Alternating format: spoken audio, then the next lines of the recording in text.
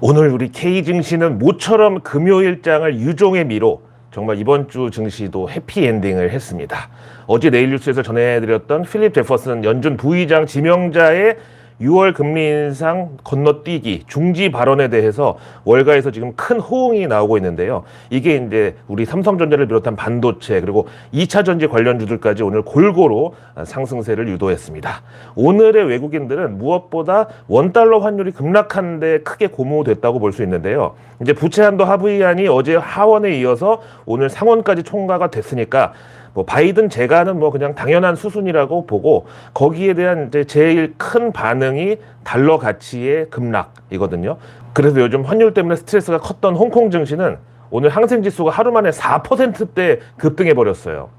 자, 이제 2주 앞으로 다가온 6월 FOMC에서 금리 동결 시나리오가 지금 굳히기에 들어간 것으로 보이는데, 여기다가 오늘 새벽에는 필라델피아 연은 총재 패트릭 하커까지 가세를 해가지고 6월 14일 회의 때는 금리 인상을 잠시 멈추고 인플레이션을 잡기 위한 통화 정책이 제대로 익을 수 있도록 일종의 그 밥도 뜸 들이듯이 그렇게 뜸을 들여야 될 시기다, 이렇게 주장을 했습니다. 여기다가 지난 월요일 뉴스 뺑소니에서 전해드렸던 유로존의 5월 CPI 소비자 물가지수가 예상치 5.5%보다 낮은 5.3%로 나오면서 유럽중앙은행 ECB도 이제 인플레이션이 이렇게 잡혀가니까 앞으로 빅스텝까지의 금리 인상은 필요 없을 것이라는 이런 기쁜 소식이 또 들어왔습니다. 현재 우리 K증시 외국인 자금의 약 20% 정도가 이 유럽계 자금이라는 점을 감안하면 이것도 역시 호재가 아닐 수 없죠.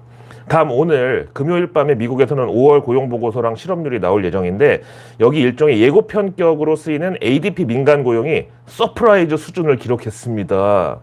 예상치 17만 건의 약 2배 가까운 27만 8천 건의 민간 고용 증가가 발표됐고요. ADP 측은 여기에 대해서 임금 인상률이 둔화되고 있는 상황에서 일자리가 늘어나는 것은 매우 바람직한 현상이다라고 그러면서 오늘 밤 미국 공식 고용 보고서에도 비슷한 결과를 예상했습니다. 그러니까 이제 지금까지는 미국 고용 지표 잘 나오면 경기 침체 우려는 조금 불식시킬 수가 있었지만, 그만큼 임금 인상발 인플레이션 우려가 또 있었는데, 지금 현재 상황은 정말 기가 막히게 그 사람으로 치면은 근육량은 늘고 뱃살은 빠지는 이런 정황이 지금 포착이 된 거죠. 연준의 긴축 사이클이 현재 진행형인 가운데 마켓워치에서는 증시에 가장 큰 영향력을 가진 지표가 바로 이 고용지표라고 딱 찍었습니다. 작년까지는 CPI, 그 소비자 물가지수가 증시에서 훨씬 더 민감한 반응을 이끌어냈지만, 올해 들어서는 이 CPI가 주는 증시 등락률이 평균 0.56%에 비해서 고용지표는 평균 1.7%의 시장 등락을 연출해가지고 거의 3배 가까운 영향력을 증시에 행사하고 있다고 하는 거예요. 그러나 현재 월가하고 외신들은 너무 이렇게 또 대놓고 경기가 좋으면은 연준이 언제 또 매파적인 채찍을 집어들까 조심스러운 입장인데요.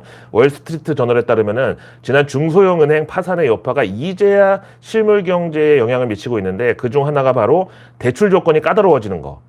다음에 이제 도미노로 이게 상업용 부동산의 신용 경색을 때릴 수 있다는 겁니다.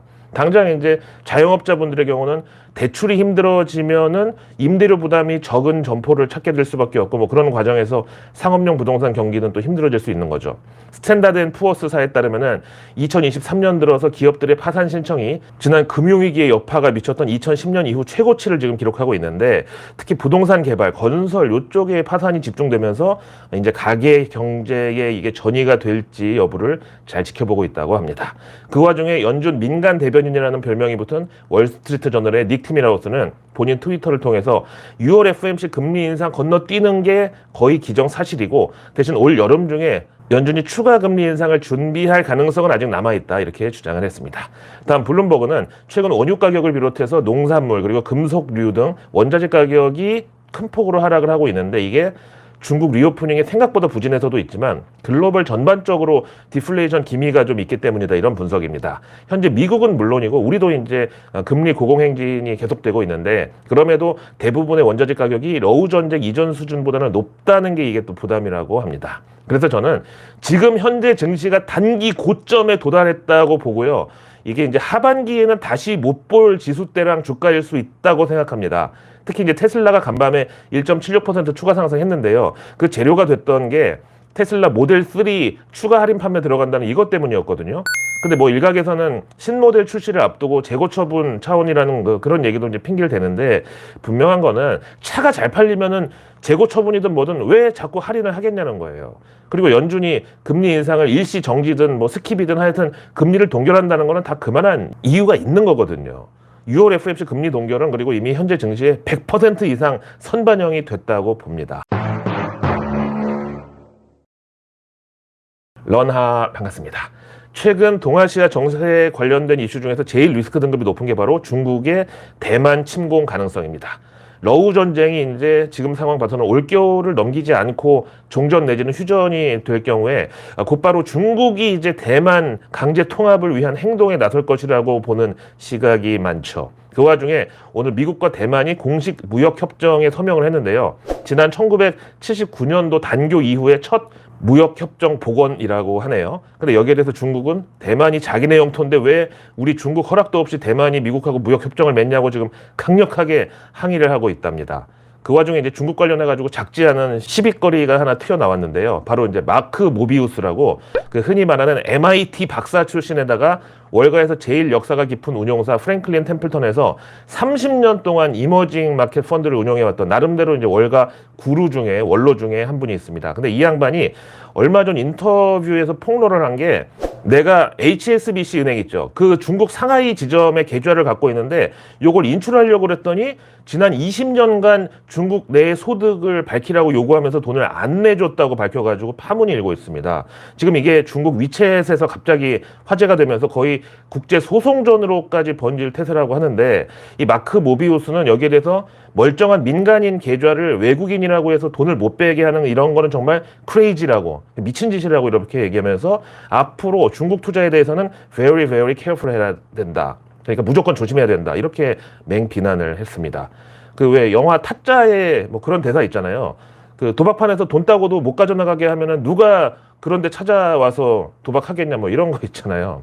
하여튼 이제 HSBC 은행 측에서도 수습에 나섰는데 자기네가 마크 모비우스 계좌에서 미국에 있는 계좌로 해외 송금을 거부한 것은 일단 중국 당국으로부터 자본 유출과 관련해서 어떤 요청도 받은 게 없다. 이렇게 상관이 없다고 선을 그었죠. 그러면서 자기네 고객과 관련해서 어떠한 코멘트도 할 수 없다. 이렇게 입장을 밝혔습니다. 중국 외환당국도 별도의 성명을 또 내면서 여기에 민감하게 반응하고 있는데 해외 자금 송금에 대한 정책 변화는 전혀 없고 중국은 앞으로도 계속 자본시장 대외 개방을 지지할 것이라고 이렇게 밝혔습니다. 자, 이제 증시에도 6월이 드디어 찾아왔는데요. 다음 주 화요일이 또 이제 현충일로 휴장이고요. 대신 월요일은 정상적으로 개장을 합니다. 근데 이날 빅 이벤트가 하나 잡혀 있는데 바로 애플의 연례 개발자 회의 WWDC 바로 요거거든요. 그래서 이제 이 자리에서 애플의 VR 기기 신제품을 공개한다고 해서 막 관심이 막 이전부터 뜨거웠는데 그 영화 아이언맨에 나오는 그냥 그렇게 그 쓰고만 있으면 뭐 여기 옆에 현재 기온부터 뭐 앞으로 몇 미터 가면 오른쪽에 스타벅스 있고 뭐 하여튼 모든 정보가 다 이제 눈앞에 전광판처럼 이렇게 보이고 또 가상현실 적용하는 것도 가능한 이런 기기라는데 그런데 바로 이 애플 연례 개발자 회의 WWDC를 이틀 앞두고 페이스북의 창업자 마크 저커버그가 바로 선수를 쳤습니다. 그 구 페이스북 현 메타 플랫폼즈에서 나오는 메타 퀘스트 3를 하필 지금에 딱 공개를 한 겁니다. 그 마크 저커버그가 자신의 페이스북과 인스타그램을 통해 가지고 이번에 나올 그 애플 제품보다 자기네 메타 퀘스트 3가 가격은 훨씬 싸고 사양은 더 좋은 그런 기기라고 소개를 해가지고 지금 애플은 완전히 그냥 뒤통수 맞았다는 이런 반응인가 봐요. 그만큼 지금 이제 경쟁이 치열하다는 거는 요 시장이 정말 돈이 될 거라고 자기들도 예상을 하고 있는 거죠. 하여튼 그리고 나면은 다음 주 목요일이 우리 K증시 선물 옵션 동시 만기일인데요. 이날 6월 8일에 우리는 서머 게임 페스트라는 국내 게임사들 최대 전시회가 열립니다. 여기 이제 펄어비스, 넥슨, 네오위즈, 스마일게이트 등 국내 게임 회사들이 총출동하는데 아무래도 이번에 이렇게 애플하고 메타가 저렇게 VR 기기로 맞짱을 뜨고 있으니까 이번 서머 게임 페스트에서도 역시 국내 게임사들도 마찬가지로 아마 이쪽으로 그 가상현실, 증강현실 여기에 좀 공을 들이지 않을까 기대를 합니다. 그리고 나면은 바로 다음 주가 FOMC 주간인데요. 이번에는 정말 무슨 운명의 장난인지 FOMC가 보통 이제 이틀 일정인데 첫째 날 6월 13일에 미국 5월 CPI, 그 소비자 물가지수가 잡혀 있고, 그 다음 둘째 날 14일에 PPI, 생산자 물가지수 이 발표가 잡혀 있습니다. 진짜 연준 임원들도 이거 완전히 시계 제로의 상황에서 FOMC를 맡게 된다는 거죠. 그렇게 한번 이제 FOMC라는 홍역을 단단히 치르고 나면은 그 주 일요일이 바로 중국 6.18 쇼핑데이 이겁니다. 알리바바가 만든 게 11월 11일 광군제라면은 이 6.18 쇼핑데이는 징동닷컴에서 만든 날이죠.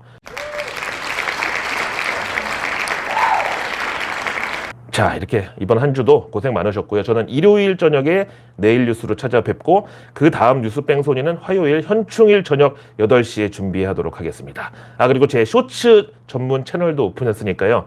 일명 조댓구, 그 좋아요, 댓글, 그리고 구독 함께 부탁드립니다. 댓글에다 고정으로 남겨드리겠습니다. 고맙습니다.